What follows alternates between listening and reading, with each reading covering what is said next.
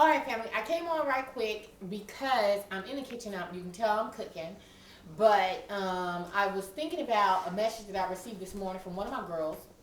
I believe the way you pronounce your screen name is called WINTEEL. WINETEELL. No, something. WINTEEL, something like that. I don't know. If I'm fucking it up, excuse me. Anyway, but you sent me a message this morning, and you were messaging me about floor tile, and so I was telling you at that point that I will, get back at you and let you know a little bit about floor tile. One thing that you have to be cognitive about when you're going to remodel your home or whatever, first you want to get your budget together.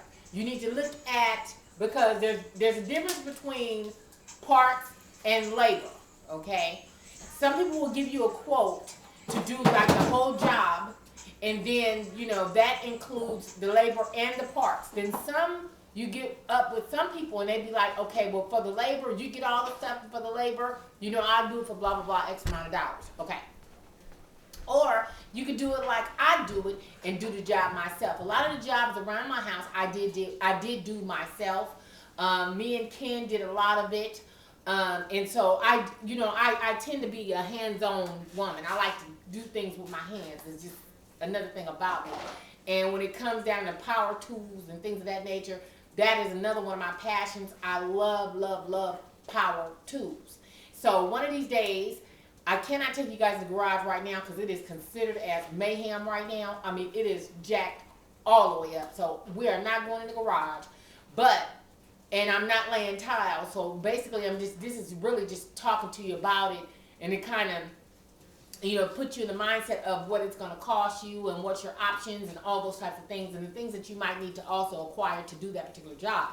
Now, to lay tile on your floor, first you have to look at your subflooring. Okay, so it's considered as subflooring. That is whatever up under your laminate wood flooring, your tile, or whatever. Now, to lay tile, you need what is called a backer board.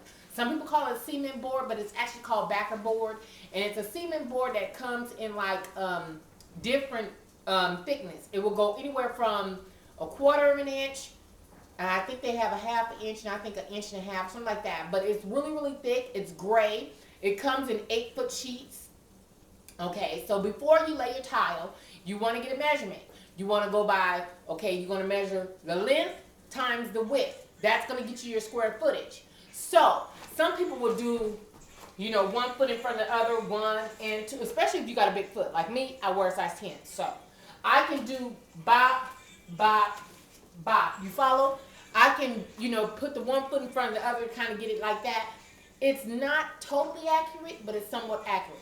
But what you want to do is you want to measure twice, possibly 3 times, and cut once, okay? So you definitely want to have your measurements verified before you get started on this project, because everything is going to consist of the measurements, okay? Now, on my kitchen floor, I have 18 by 18 marble tile on my kitchen floor.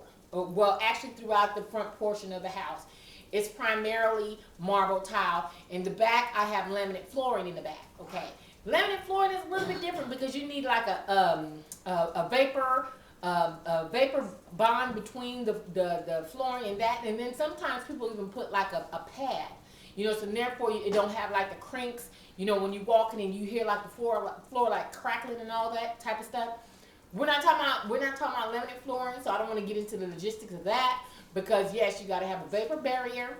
Some people also put padding, and just as with your tile, some people even put a heating element up under the tile. So in the mornings when they get up, go to the bathroom, boom, guess what? The floor is not cold. So, and it's like a mesh liner that goes up under the tile, up under your laminate flooring, either one, and it has like these coils in it, and it's a heating element. And of course, you might want to get with an electrician because you want to get that hardwired, to your house. Hardwiring is another situation. I'm not good in electrical work, so I always get somebody to do that for me. I'm afraid of heights, so like with the skylight here in the front part of the house, I did the inside portion, and Chris, this guy that was working on my house, he did the outside portion. I just can't do I can't do heights. But anyway, back on the tile, because we're on some whole other shit. This is my get out. This is how, girl, I'm in my element right now. Okay. Now, first of all, you want to measure what type of tile you want to get. First thing you want to do, Lowe's, Home Depot, those are like third-party tile resellers, okay? What you want to do is you might want to go wholesale, depending on the size of the job. Here in California, we're close to the border, so guess what? When it's time for tile and stuff like that, you can get tile fairly cheap here because, you know, a lot of that stuff is in Mexico, and boom, it's cheaper. The labor is even cheaper here, okay? So, one thing you want to factor in is the size of the job and what type of tile you want to use. Now, there's different type of tile, okay? You can have mosaic tile, whereas people take like tile and they break it up in like abstract, you know, pieces and stuff, and it'd be like, you know, tile of different type of stuff.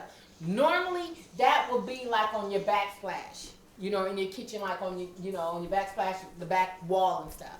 They'll do a mosaic tile. There's also a glass tile, and that glass tile also comes on sheets.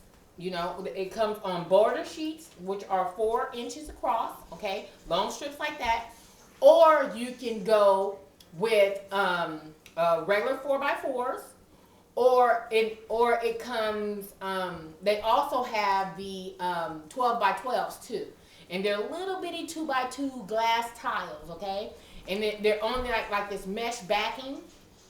And so anyway, so that's that. We're still talking about flooring. I'm on some other shit. Tina, stay focused, okay? So anyway, so we want to measure our flooring, figure out what it's going to be, length times width. That's going to give you a number. You take that number, you take it to whoever you're going to, you know, buy your tile from. Of course, they're going to ask you what's up with the subflooring. Okay, you're going to need a backer board for tile. Then therefore, the backer board, usually backer board runs, say, anywhere from $10 to $15 per sheet, okay? So, and then also, another little detail that you also need to factor in is the mortar. To lay the tile, you're going to need a mortar, okay? And you can buy it in a powdered form, or you can also buy it in the 30-pound buckets. They have 30-pound buckets of pre-mixed setting tile, okay? So either way, you're going to need that. You're going to also need a trowel. Now, what is a trowel, Auntie? What is a trowel? Well, it is a man's version of the kitchen spatula for women, for us. Well, there's men also in the kitchen, but still, it's nothing merely but a spatula, okay? So you're going to need a spatula and all that good old stuff, okay? Now, for tiles, you're going to need tile spacers. Now, let me give you a little clue, okay? Now, based on the size of the tile, you want to think about how big of a space you want between there. You can buy the spacers. There's usually anywhere from 250 to, I don't know, I think there's even close to 1,000 of these little spacers. They look like little crisscrosses like that in a bag. So based on the size of your tile, you're going to need some spacers, okay? So then with the spacers, excuse me, you're also going to need grout. G-R-O-U-T, grout, okay? Now, with this grout, the grout, it comes sanded or unsanded, okay? And I believe sanded is for the wall. Don't quote me, but I believe sanded is for the wall and unsanded is for the floor. I think. I'm not totally sure. I know somebody's probably going to quote me on it. But, yeah, you're also going to need grout. Also, on top of that, being that that is going to be a high traffic area, being that that's going to be in your kitchen or even in your bathroom, you want what is called a grout sealer, okay? And you usually just mop it just like you're mopping the floor. And after you finish your project up and everything, and it's all looking all grand and cute and all that, then you want to mop the floor with this sealer.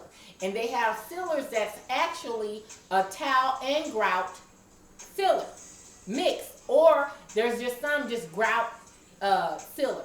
You want the mixture of both of them. You know what I'm saying? If you're going to buy it, you're going to do the job, you want the job done right, get what the fuck you need. You know what I'm saying? Okay. Now, the next thing you need is a tile cutter. Now to cut tile, you can't cut tile with a regular circular saw, your jigsaw, your saber saw, none of those things. You're going to need what is called a wet saw, okay? Now, how many people actually have a wet saw at their disposal in their houses, okay? I don't even have a wet saw, but I'm gonna tell you what I did. I went to Home Depot. Home Depot have a rental center inside of some of their locations, okay? So what you want to do is call around in your area. Different Home Depots have a rental center in the back of their store where you can rent things from 4 hours up into 2 weeks. You can rent your stuff, okay? Now, with this wet saw, the reason why it's saying that it's a wet saw because actually water is infused with it. Because what you do is as you're cutting tile, it becomes really, really hot, you know, and you will just break up the tile. You will break it up. You will have little shreds of glass and, you know, and stuff all in it. It keeps down all that. It keeps down the dust and all that stuff from cutting ceramic tile, marble tile, granite, whatever you're going to do. Now, one thing about granite, though, you're going to need a diamond blade. Now, also, even when you're renting those things, you're still going to have to buy a tile blade based on whatever wet saw. Either you're going to rent one, buy one, or whatever. Those blades can cost you, they can go up to, oh my God, $50 for a tile blade. So you want to factor in all those types of things. Now, what else did I want to say in reference to tile? And we talked about the backer board. We talked about the grout. We talked about the mortar to set the tile.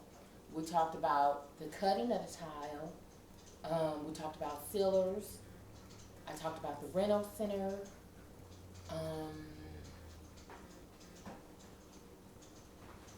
Where you can get the tile. I talked about that. I think I've pretty much covered it all. I'm not laying tile, so I can't walk you through that. Like, I'm going to walk you guys through when, you know, I need to change the oil on the truck. So I'm going to actually be up under my car with the flip. Yeah, we're going to change the oil on the truck. Big Black, we're going to height her up, put her on the floor jack, probably, you know, put her on the ramp because she's really heavy. So I'm going to probably put her on some, you know, these little ramps, you know, and I'm going to get on the creepy crawler up under the car. We got that. We get ready to do this. I'm going to show you guys how to do some things around your house, around your car. We're going to be well-rounded. For real? We got this. All right, lady. I hope I helped you. I hope I at least put you in the mindset of what it's going to cost. I think I put you in the mindset of what size of job, you know, because it is a fairly big job. But once you get started, it's easy. But the thing is, it's having the tools that you need to work with. When you have the tools to do a particular job, it makes the job so much easier when you're already prepared. Another thing you're going to need is called a square. Let me see if I got my square right here. Hold on one second.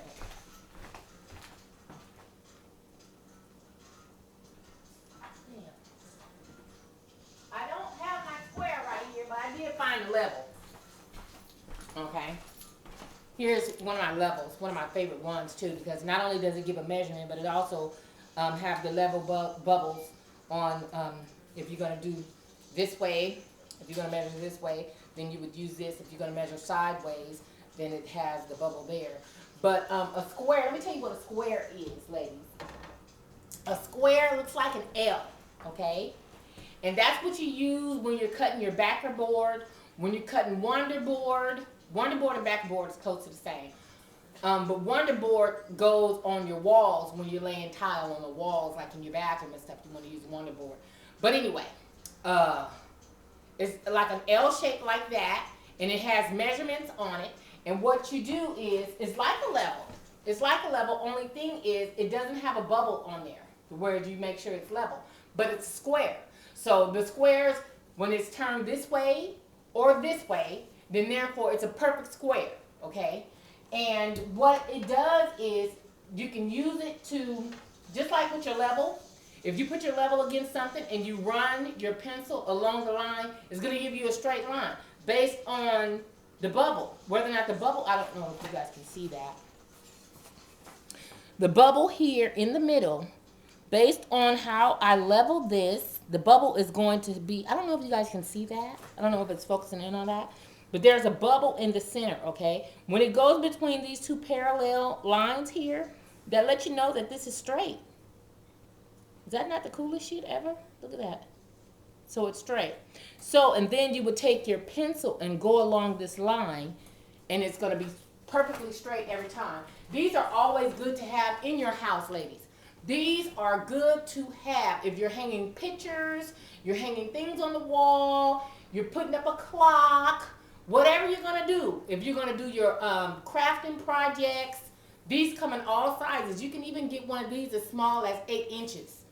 A little bitty one. Okay? So you always want a level somewhere in your home. I don't care if you live in an apartment. You're going to need a level because to put up stuff on your walls and for stuff, if you're going to make some shelves, you need a level. So, anyway. Sorry. Anyway, I hope that helped.